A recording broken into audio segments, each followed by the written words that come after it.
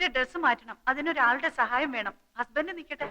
അത് വേണ്ട, താങ്കൾ വന്ന് താ വെളിയിൽ പോയേ. സാറിവിടെ 3 പേരും വെളിയിൽ പോകും. സിസ്റ്റർ ഒറ്റയ്ക്ക് ഉടുപ്പ് മാറ്റിയാൽ മതി. അന്തസ്സുള്ള കുടുംബത്തിലെ പെണ്ണുങ്ങൾ തുണി മാറ്റുന്നിടത്ത് ആണുങ്ങൾ നിൽക്കാൻ പാടില്ല. ഭാര്യയുടെ തുണി മാറ്റുന്നിടത്ത് ഭർത്താവിന് നിൽക്കാലോ. അത് ഭർത്താവാണെങ്കിലല്ലേ? നിക്കാം, ഭർത്താവാണെങ്കിൽ നിക്കാം. പക്ഷെ നമ്മൾ നാണോ മാനോളവരല്ലേ? ഞാൻ പോയിക്കോളാം. വെളിയിൽ പോകാൻ പറഞ്ഞു. എത്ര പ്രാവശ്യം പറഞ്ഞ മനസ്സിലാവില്ലേ? ചെയ്യുന്നത് തെമ്മാടിത്തരാണെന്ന് ഓർക്കണം. ഞാനെന്ത് ഇവിടെ സമ്മതിക്കുന്നില്ല. പിന്നെ ആര് ഇവര്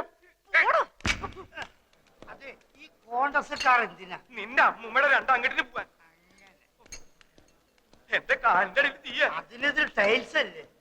എനിക്കറിയാൻ മേലാഞ്ഞിട്ട് ചോദിക്കുക, ഈ ഭർത്താവില്ലാത്ത പെണ്ണുങ്ങളുടെ തുണി ഇവരെങ്ങനെ മാറ്റുക?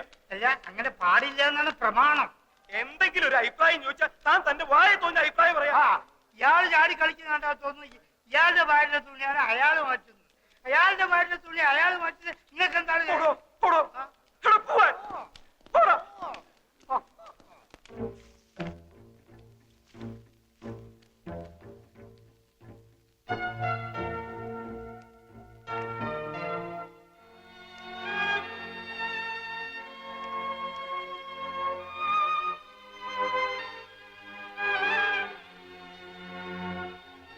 ഉടുപ്പിന്റെ അറ്റത്ത് പിടിച്ച് താഴേക്ക് വലിച്ചാൽ മതി. ഊരി പോന്നോളും. ബോഡി ഞാൻ ഉയർത്തി തരാം.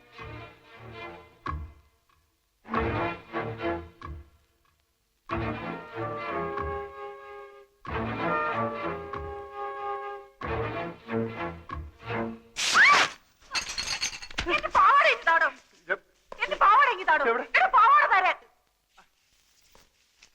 ഇറങ്ങി പോടോ വെളിയില്.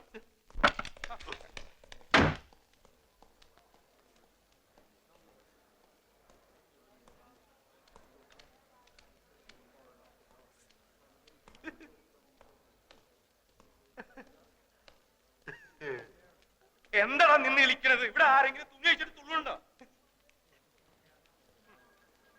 ആ കൊച്ചിന്റെ അവിടെ എന്തോന്നൊരു പാട്. ഇവിടെ കൊച്ചിലെ സൈക്കിളിൽ നിന്നല്ല വീണ വൃത്തികെട്ട കറുത്ത പാലുണ്ട് അവിടെ. എല്ലാത്തിനും ഒരു അതിരുണ്ട് കേട്ടാ.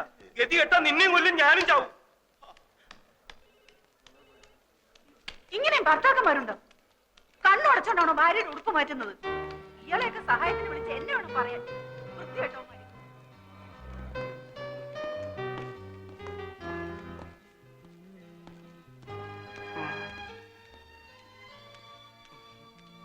ഇപ്പൊ മനസ്സിലായോ പിള്ള മനസ്സിൽ കള്ളമില്ലെന്ന്?